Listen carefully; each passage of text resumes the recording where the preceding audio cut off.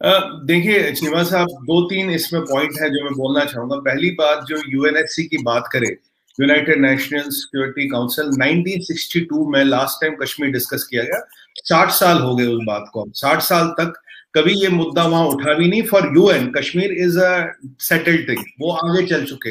हकीकत हकीकत बयान करूं तो ये कहानी ये है। अब रही बात बातचीत की, देखिए यूएन ने और भी बहुत सी चीजें कही थी। वो अगर आप देखो, मुझे पता, आप मुझसे सवाल पूछ के पेल्बिसाइड की, पर उन्होंने ये भी कहा था इंडिया पाकिस्तान को अपनी आर्मियां निकालनी, इंक्लूडिंग पीओके से, जब पहले आर्मी विड्रॉ होगी फिर ये सब होगा। पर ये सब बहुत पुरानी चीजें होगी। अब जियो पॉलिटिकल सिचुएशन बदल गई, उनका रेलेवेंस अब कुछ नहीं रहता। हाँ, एक चीज इसमें काम की, जो आपने सही बोला, बातचीत। सर आप बताइए, आदरणीय मोदी जी तो ये कहते हैं कि बम, बंदूक और धमाकों की आवाज में दोस्ती की बात तो हो ही नहीं सकती।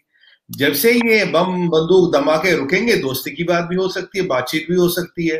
बट जब तक ये पाकिस्तान की जो पॉलिसी रही है अनफॉर्चुनेटली पिछले 70 साल से, देखिए आप जानते हैं, जनरल जवाहर कहते थे ब्लीड इंडिया बाय 1000 cuts।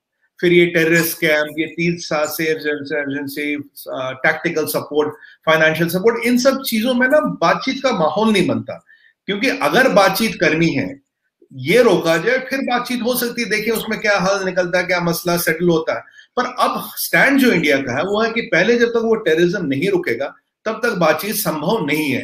तो अब यूएनएससी इसमें क्या कहता है, यूनाइटेड नेशंस क्या कहता है, it is not relevant. Because जैसे मैंने आपको पहले बोला चीमा साहब, जो चीज 60 साल से वहां डिस्कस नहीं हुई, उसकी आज की जियो पॉलिटिक्स में रेलिवेंस क्या है। वैसे भी जियो पॉलिटिक्स 60 साल में कंप्लीटली बदल गई है।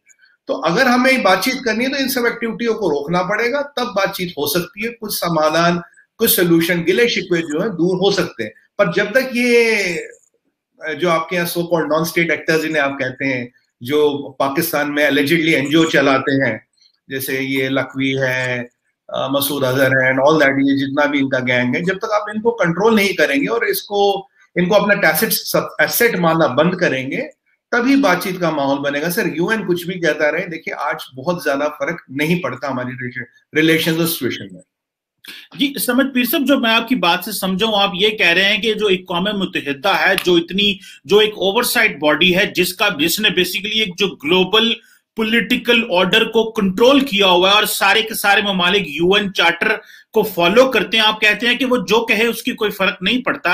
और आप ये कह रहे हैं क्योंकि 50 साल पहले 62 में डिस्कस हुआ था, चले उसके बाद शिमला एग्रीमेंट हो गया, लेकिन क्योंकि पहले डिस्कस हुआ था तो अब वो यूएन इसको सेटल समझता है। अगर यूएन सेटल समझता है सर, तो आप अब यूएन दोबारा क्यों कह रहा है? पहली बात तो ये सवाल बनता है ना कि अगर वो सेटल है, अगर भारत दुनिया को ये इंप्रेशन देना चाह रहा है कि जी वो सेटल्ड है, अगर सेटल्ड है तो वो आपको क्यों कह रहा है? अगर वो सेटल्ड है तो फिर एलओसी को इंटरनेशनल बॉर्डर क्यों नहीं है? अगर वो सेटल्ड है तो जो यूएन ऑब्जर्वर ग्रुप के जो लोग हैं वो इंडियन ऑक्युपाइड कश्मीर में क्यों नहीं जा सकते? ये सवाल मैं वो टेरर एंड टॉक्स में मानता हूं, लेकिन जरा इसको थोड़ा एड्रेस कीजिएगा सर। देखिए जो जहां तक यूएन की बात है, अगर यूएन में बात की जाए तो सबसे ज्यादा पीस कीपर्स इंडिया देता है। यूएन एक बहुत बड़ा ऑर्गेनाइजेशन और हमको पूरा भरोसा है यूएन पे, पहली बात। पर अगर आपने अभी सुना होगा, हमारे प्रधानमंत्री जी ने बोला, देखिए जी हमारा पेशेंस इज रनिंग आउट। अब टाइम आ गया चीमा साहब कि इंडिया को परमानेंट सीट मिले यूएनएससी में। अभी हम टेम्परेरी मेंबर बने 2 साल के लिए, पर परमानेंट जो टॉप 5 है उसे अब टॉप 6, 7, 8 करने की जरूरत है, जिसमें हमारी परमानेंट सीट होना जरूरी है। बाकी दूसरी बात, यूएन कई बार कह चुका है ये इंडिया और पाकिस्तान का बायलैटरल इशू है। इसमें किसी थर्ड पार्टी या यूएन की इंटरवेंशन का कोई स्कोप है नहीं। Point number 2। पॉइंट नंबर 3, बातचीत के लिए तो चीमा साहब हम आज भी मना नहीं कर रहे हैं। हम कह रहे हैं आप ये टेररिज्म रोकिए, बातचीत हो सकती है। ये तो हमारे प्रधानमंत्री जी कह रहे हैं। देखिए मेरे कहने से कुछ नहीं होता, या आपके हम दोनों कुछ भी कहते रहे उससे ज्यादा फर्क नहीं पड़ेगा।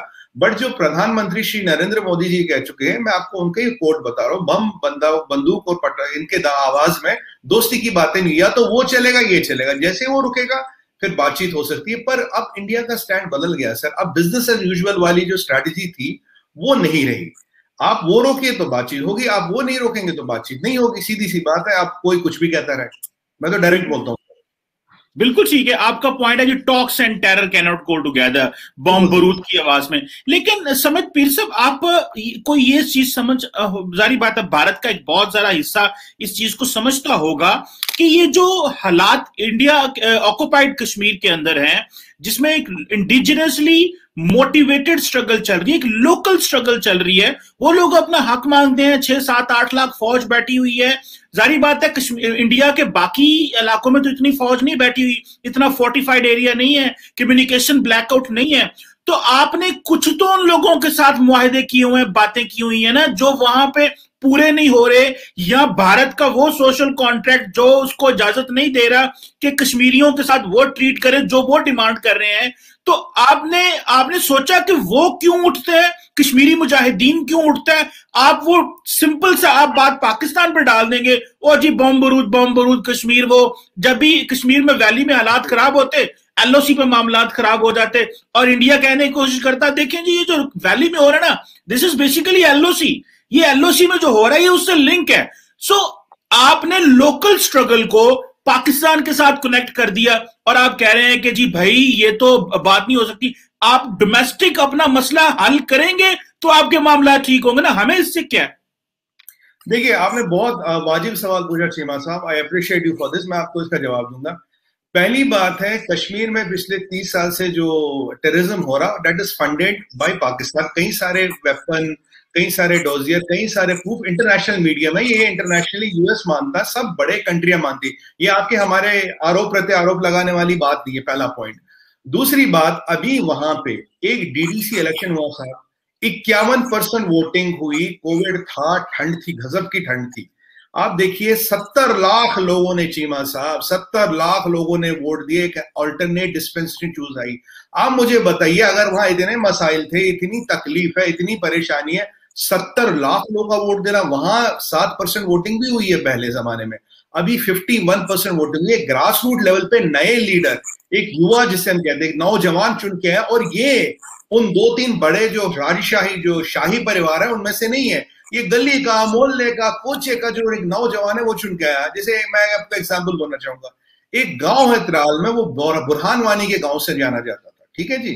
अब ये बुरहान वानी कौन था आपको तो पता ही है, उस मुद्दे पे ना जाए तो अच्छी बात है। अब उसी गांव से एक अवतार सिंह नाम का डीडीसी इलेक्शन में एक बंदा चुन के आया, अब वो गांव अवतार सिंह का गांव जाना जाता है। ये जो हमने कश्मीरी को, जो लोकल को नुमाइंदगी दी है साहब, 70 लाख वोट, 51% वोटिंग, इस कहरो गटकार में आपको लगता आसान है? अगर इतनी वहां समस्या होती नहीं। अब मैं जवाब दूंगा आपको इंटरनेट का। इंटरनेट वहां अब भी है, 2G 3G कनेक्शन चल रहा है, कुछ जगहों में 4G भी चालू हो गया। कश्मीर के कुछ डिस्ट्रिक्ट है, स्पेशली साउथ कश्मीर, जहां ये रोका हुआ है, उसके कारण भी आप ही हैं, उसके कारण भी आपका ISI है। देखिए फेक वीडियो चलाना, देखिए अब हम आरोप प्रत्यारोप में न जाए, आपके जो यूएनएन में रिप्रेजेंटेटिव है, उन्होंने पैलेस्तीन का वीडियो बोला जी ये कश्मीर में, इमरान खान नियाजी साहब बांग्लादेश का वीडियो चलाते बोलते यार ये कश्मीर है, फिर उन्होंने रिट्रैक्ट किया, दोनों वीडियो रिट्रैक्ट हो गए जब हमने उनको कंटेस्ट किया। जब ये प्रोपेगेंडा सर आपके पीएम और यूएन के परमानेंट रिप्रेजेंटेटिव कर सकते हैं, जो आपका वहां ताना बाना है, जो आपका वहां सिस्टम है, वो तो कुछ भी कर सकता। हम वहां ये खून खराबा रोकना चाहते। दो चीज और बोलूंगा, अभी जब से 370 और 35 से हटा ना sir, 1.5 million metric ton of apple has been procured for the first time. सबसे ज्यादा सैफरॉन प्रोक्योर हो गया है। $20 बिलियन के एमओयूज हमने साइन कर लिया ऑफ इन्वेस्टमेंट इन कश्मीर। और अगर कश्मीर में टूरिज्म और सॉफ्टवेयर इंडस्ट्री को डेवलप किया जाए, नंबर 1 जीडीपी स्टेट बन सकता है। हमारा एक स्टेट है Goa, Goa is number 1 in GDP. क्यों? वहां टूरिज्म आता है। अगर कश्मीर का पोटेंशियल देखा जाए तो टूरिज्म का इतना ज्यादा है, इतना ज्यादा, स्विट्जरलैंड क्या और वो क्या, सबको मात कर दें हम। तो हमें वहां डेवलपमेंट चलाना, और लोग समझ गए हैं। 70 लाख लोगों को वोट देने का मतलब ये लोगों को बहुत क्लियर है कि ये जो, और इसमें टोटल ISI का भी रोल नहीं, जो हमारे वहां की कुछ पॉलिटिकल पार्टियां थी वो भी इसको चलाते रहे। वो तो ऐसे लोग हैं जिन्होंने कई 100 करोड़ की तो रिनोवेशन करते हैं साहब, 55,000 रुपए की बेडशीटें लेते हैं, 7-7 लाख रुपए की कटलरी लेते हैं। आपको पता, मैं इनकी बात कर रहा हूँ। तो वो भी ऐसे इसको चला रहे थे इतने साल से, बट वो टाइम अब खत्म हो गया है।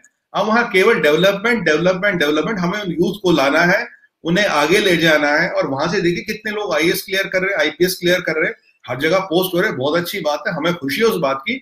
और ये जो सबसे अच्छी बात है चीमा साहब, जो अब तक यूथ है ना, देखिए 200-300 टेररिस्टों को मत गिनिए, वहां का यूथ होगा 30 लाख, 40 लाख, 1 करोड़, 2 करोड़, 5 करोड़। अगर उसमें 200-300 लोग बेला फुसला के बंदूक उठा भी लेते, आज के डेट में तो 60-70 लोग मिलिटेंट या टेररिस्ट जो भी गए एक्टिव है, इससे ज्यादा एक्टिव नहीं है।